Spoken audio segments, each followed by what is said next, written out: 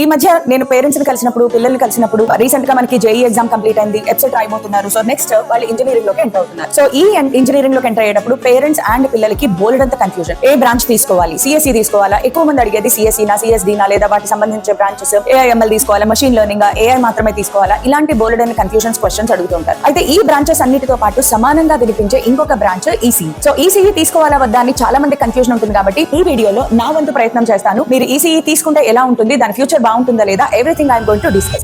ఈ వీడియోలో నేను మీకు ఫస్ట్ ఆఫ్ ఆల్ ఇప్పుడున్న రోజుల్లో ఇప్పుడు క్లాస్ 12th కంప్లీట్ చేసిన వాళ్ళు ఈసీఈ తీసుకోవడం వర్తా కాదా, ఈసీఈ తీసుకోవచ్చా, తీసుకుంటే ఈసీఈ ఫ్యూచర్ ఫీల్డ్ ఎలా ఉండబోతోంది, ఇప్పుడున్న కాలేజెస్ లో ఈసీఈ కరిక్యులం అప్డేటెడ్ గా ఉందా లేదా, స్కిల్ ఓరియంటెడ్ గా ఉందా లేదా, లాస్ట్ బట్ నాట్ లీస్ట్ రాబోయే మార్కెట్ లో అంటే ఫ్యూచర్ లో మీ ఇంజనీరింగ్ కంప్లీట్ అయిన తర్వాత 4-5 years తర్వాత ఈ కాంపిటేటివ్ వరల్డ్ లో లేదా రాబోయే మార్కెట్ లో మీకు ఎలాంటి కెరియర్ స్కోప్ ఉంటుంది, ఇలాంటివన్నీ కూడా నేను డిస్కస్ చేయబోతున్నాను. So stay tune till the end.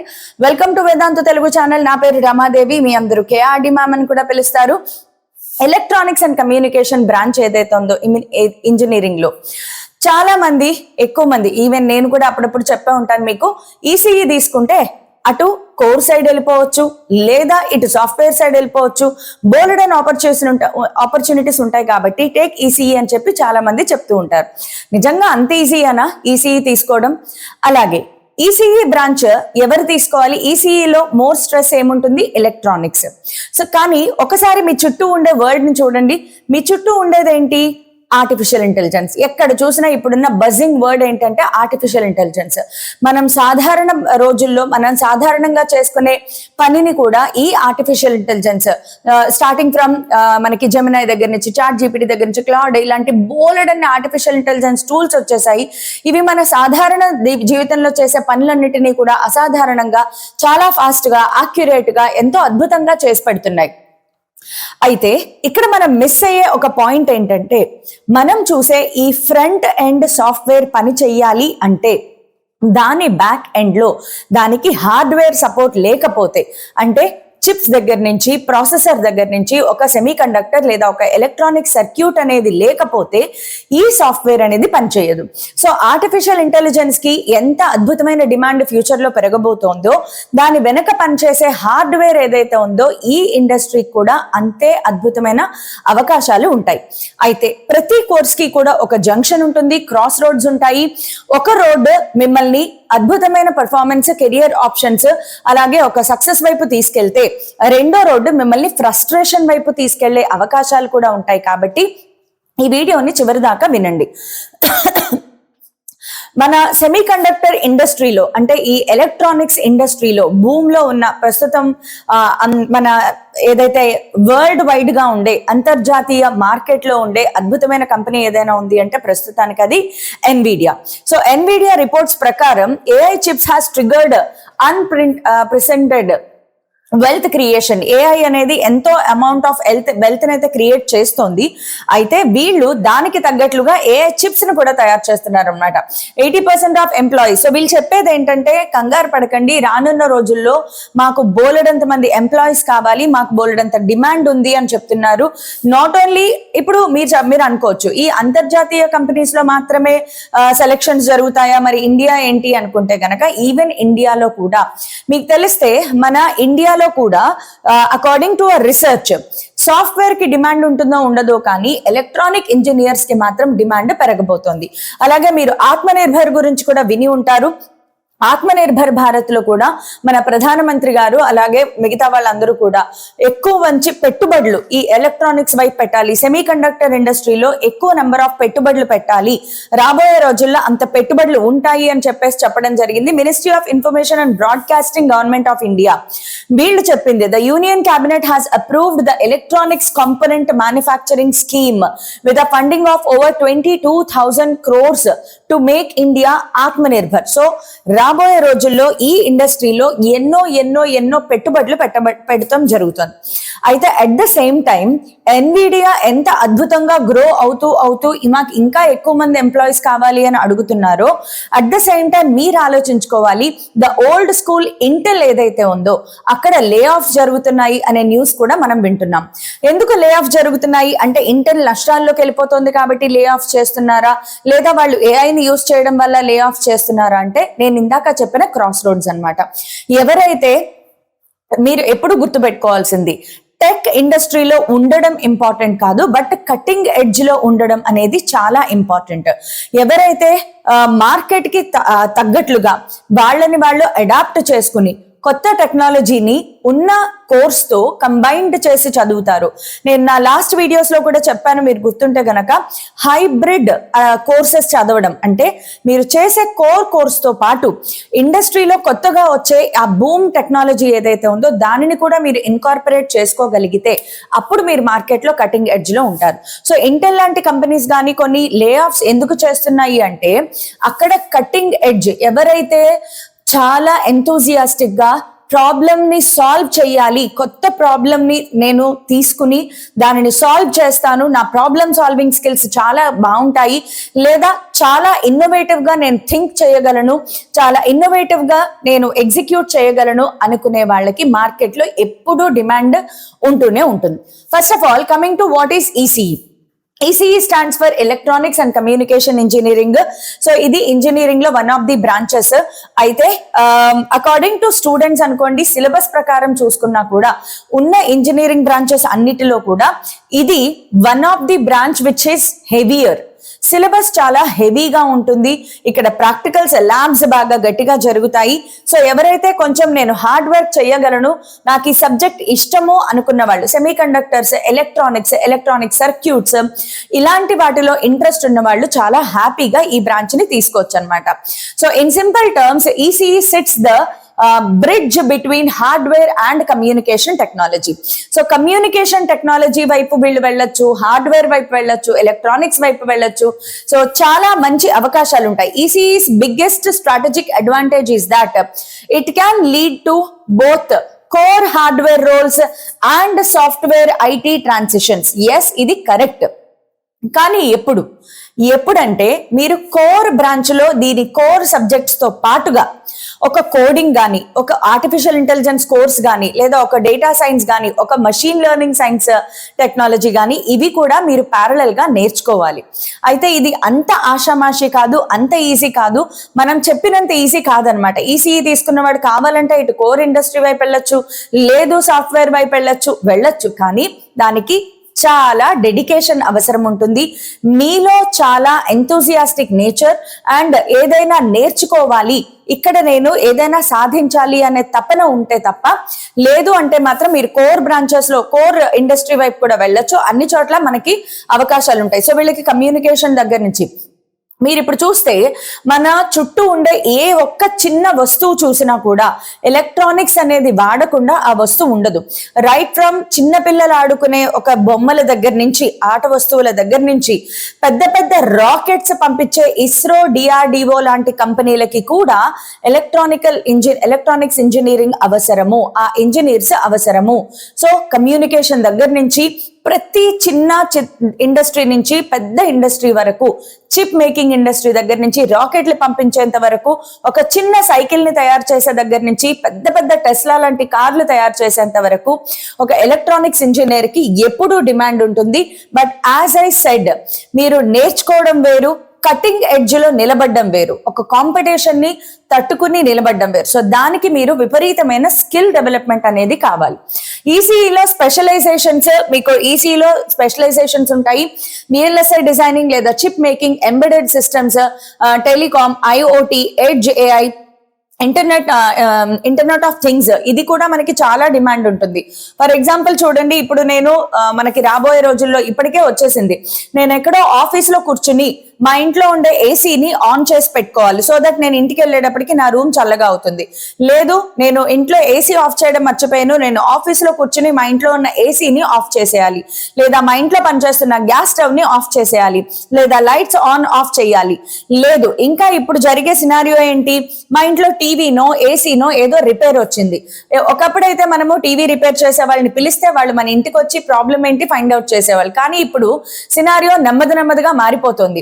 వాళ్ళు ఒక ఫోన్ కాల్ ద్వారా గానీ లేదా ఒక కనెక్షన్ ద్వారా మనకి ఏదైతే ఈ ఓపెన్ డెస్క్ షేర్ చేయడం కానీ ఇలాంటి చిన్న చిన్న కనెక్షన్స్ ద్వారా వాళ్ళు ఆన్లైన్ లోనే సగానికి సగం పని చేసేస్తున్నారు. ఆల్మోస్ట్ మన డివైసెస్ అన్ని కూడా ఆన్లైన్ లోనే రిపేర్ అయిపోతున్నాయి. సో మనుషుల అవసరం తగ్గిపోతోంది, కానీ ఎలక్ట్రికల్ ఇంజనీర్స్ యొక్క అవసరం అయితే పెరుగుతోంది అనమాట.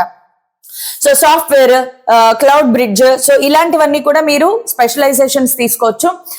సో ఇండియాలో కానీ అబ్రాడ్ లో కానీ ఈసీఈ అనేది ఎప్పుడు కూడా డిమాండ్ ఉంటూనే ఉంటుంది. సో ఏదైతే India is scaling in electronics, so మన గవర్నమెంట్ కూడా ఎలక్ట్రానిక్స్ లో సెమీ కండక్టర్ ఇండస్ట్రీలో బోలెడన్ని పెట్టుబడులు పెట్టడానికి చాలా చాలా చాలా ప్రయత్నాలు చేస్తోంది. కాబట్టి yes, ECE still matters. ECE sits at the hardware and software bridge.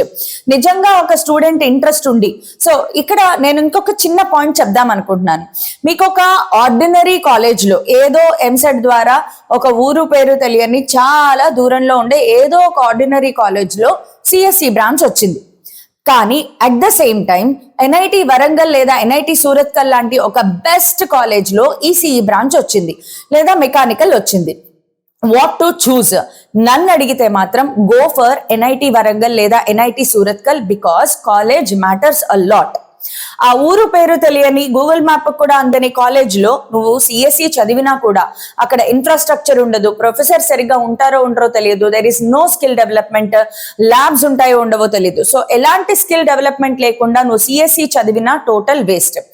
అదే ఎంతూసియాస్టిక్ స్టూడెంట్ ఒక బెస్ట్ కాలేజ్ లో ఎన్ఐటి వరంగల్ లేదా బెస్ట్ ఇంజనీరింగ్ కాలేజ్ లో ప్లేస్ అయినప్పుడు, వాడు తీసుకున్నది మెకానికల్ అయినా ఈసీఈ అయినా, ఒకవేళ వాళ్ళు గనక నేను సాఫ్ట్వేర్ వైపే వెళ్ళాలి అనుకుంటే వాళ్ళకి అంతకు తగ్గ అప్డేటెడ్ స్కిల్స్ ఉన్న టీచర్లు ఉంటారు, వాళ్ళు అక్కడ updated curriculum అందించగలుగుతారు.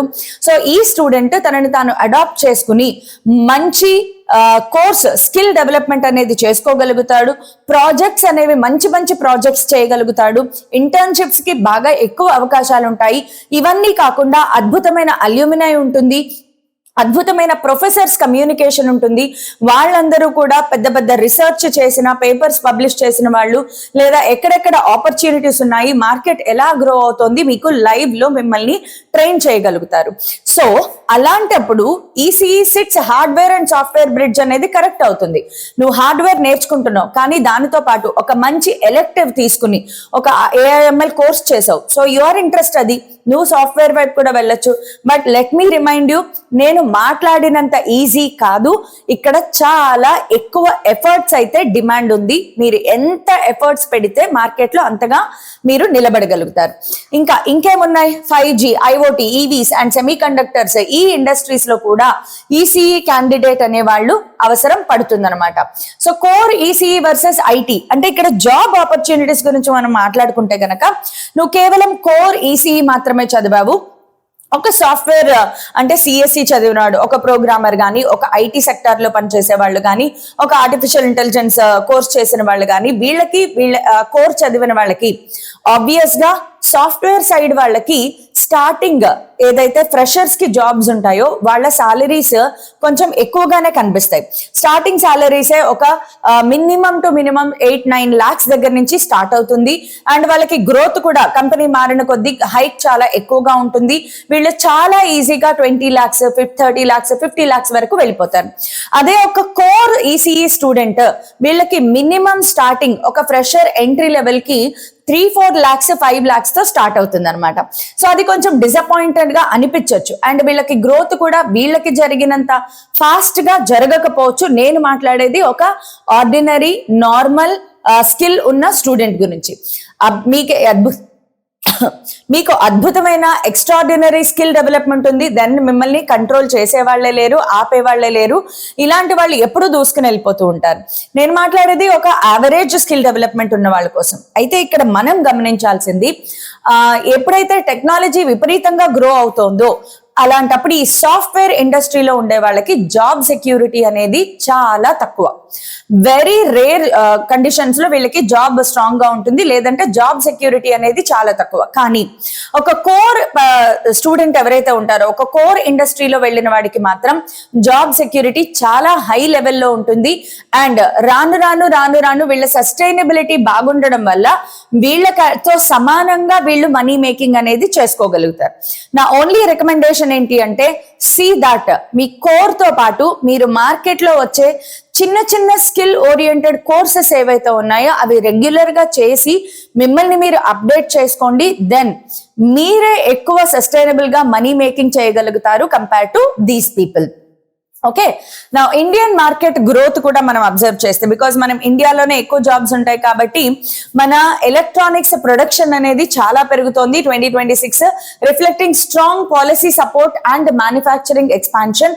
India's electronics exports crosses $48.2 billion in 2025 and official commentary expected momentum continue into 2026. 25 లో బాగుంది, 26 లో కూడా ఈ మొమెంటం బాగుంటుంది అని చెప్తున్నారు.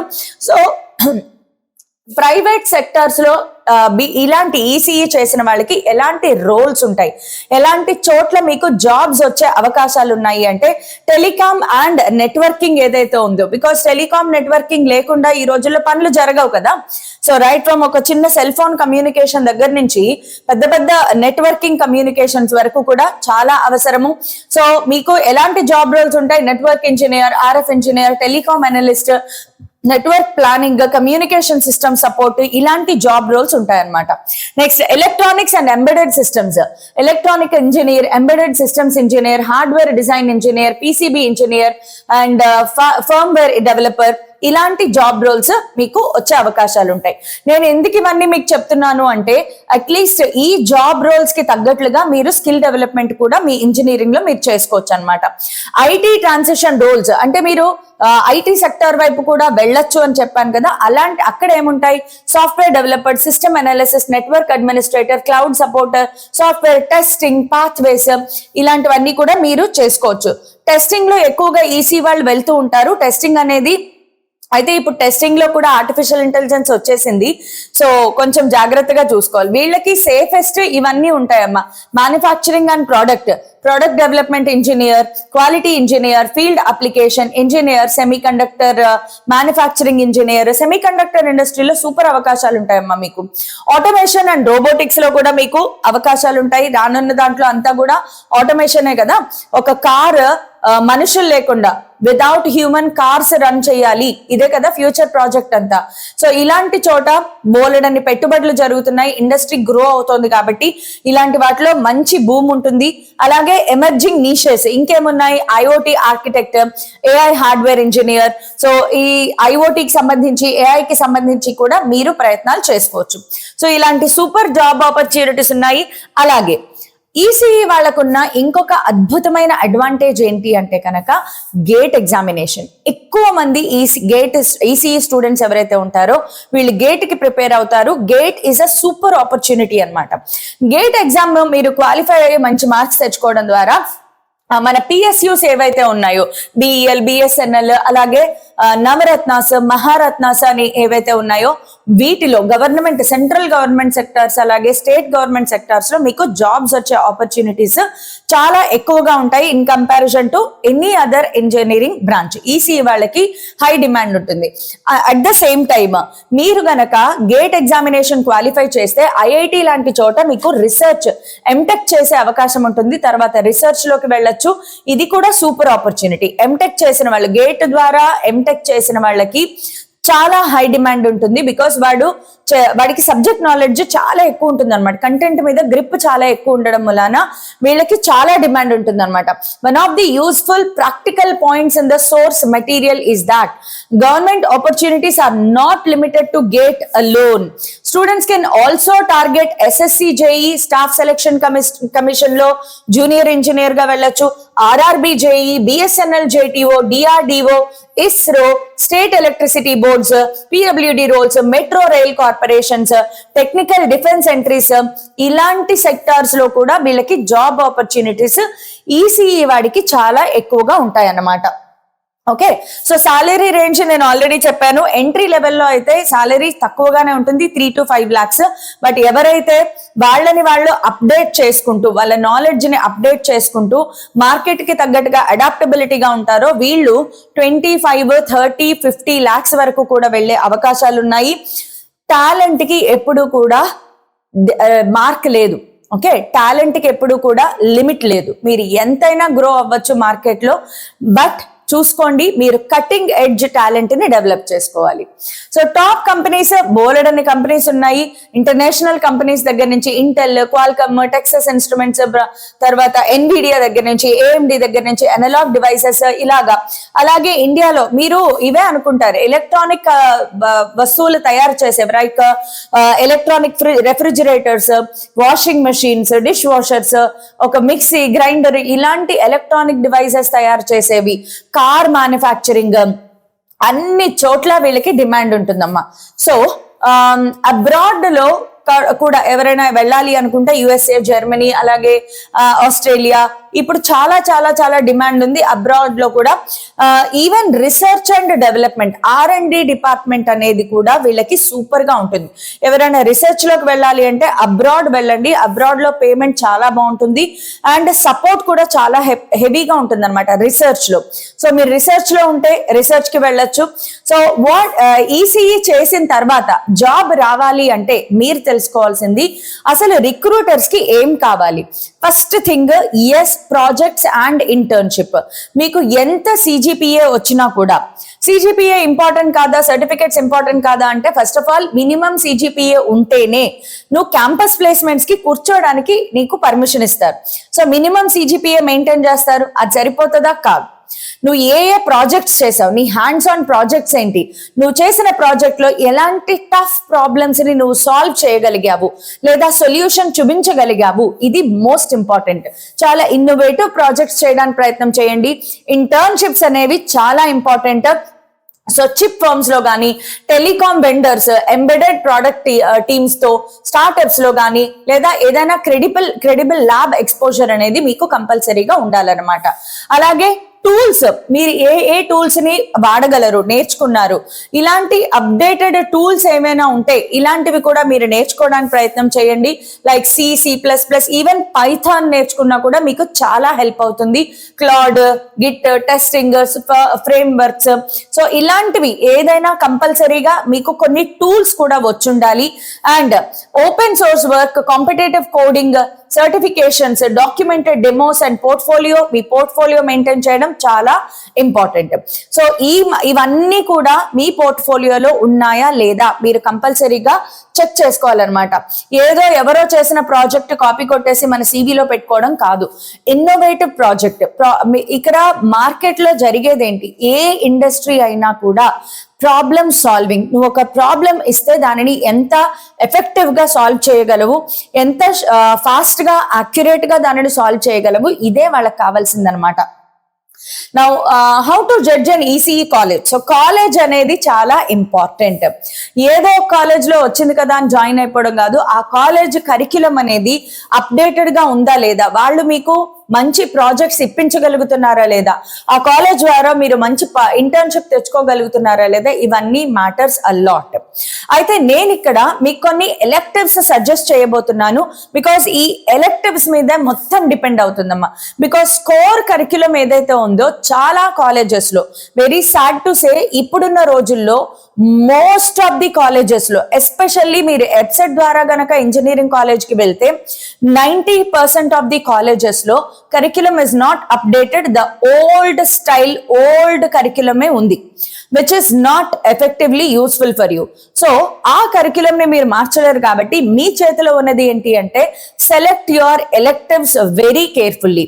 సో ఎలెక్టివ్స్ ఎలాంటివి సెలెక్ట్ చేసుకోవాలి, ఒకవేళ మీరు కోర్ ఇండస్ట్రీలోకి వెళ్ళాలి అనుకుంటే Core industry electives high demanded. First, VLSI designing and ESIC or FBGA essential for semiconductor industry, focusing on VHDL, RTL design and physical design are recommended. Tarvata embedded systems and RTOS. So ivanni kuda hardware firmware to untayi. So Bosch like companies, Honeywell evaithe mana electronics vastuvulu tayaru chese untayo vallaki ee embedded systems, RTOS ivanni కావాలన్నమాట. లేదు internet of things, ఇది నేను already చెప్పాను. Internet of things అనేది మనకి ఇప్పుడున్న రోజుల్లో highly demand ఉన్నది. సో ఇంటర్నెట్ ఆఫ్ థింగ్స్ ఇది కూడా మీరు ఇంటర్నెట్ ఆఫ్ థింగ్స్ ఏదైతే ఉందో దీనిని మీరు ఒక ఎలెక్టివ్ గా తీసుకోవచ్చు.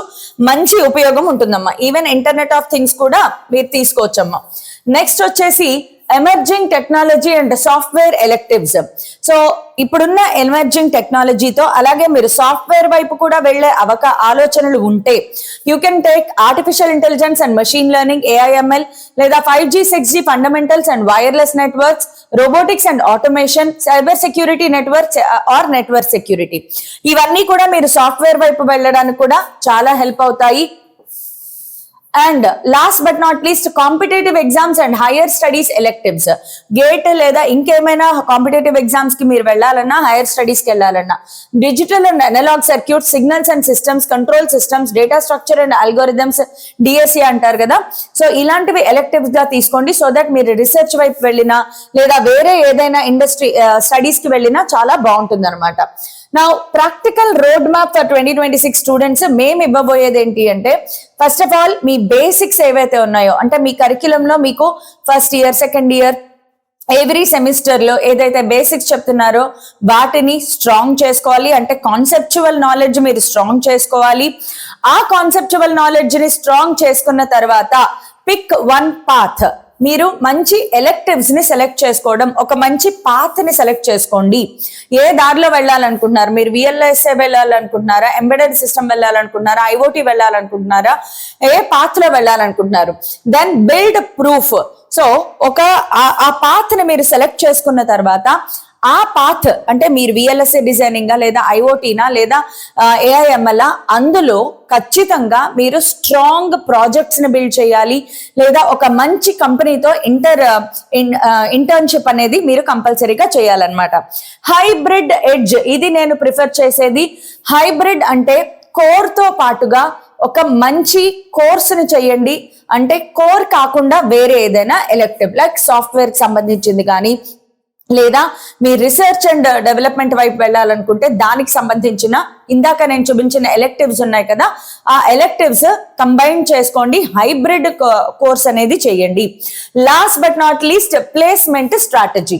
సో మంచి మంచి కంపెనీస్ కి ఎలా అప్లై చేసుకోవాలి, మీ ప్రొఫైల్ ని ఎలా స్ట్రాంగ్ చేసుకోవాలి, మంచి CVని బిల్డ్ చేసుకోండి.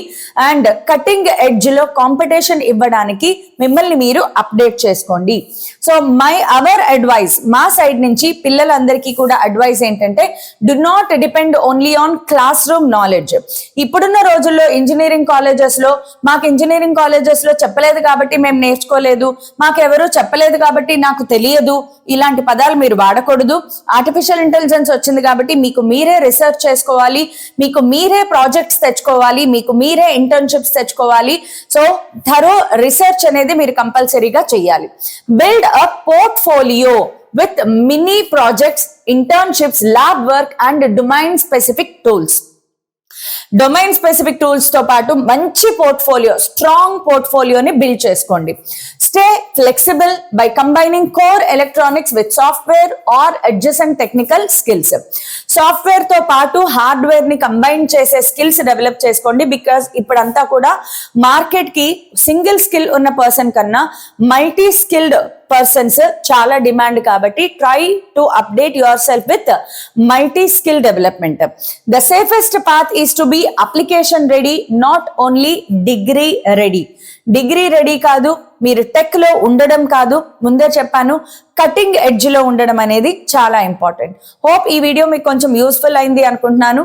మీకు ఇంకేమైనా డీటెయిల్స్ కావాలి అంటే please do let me know in the comment section. All the best.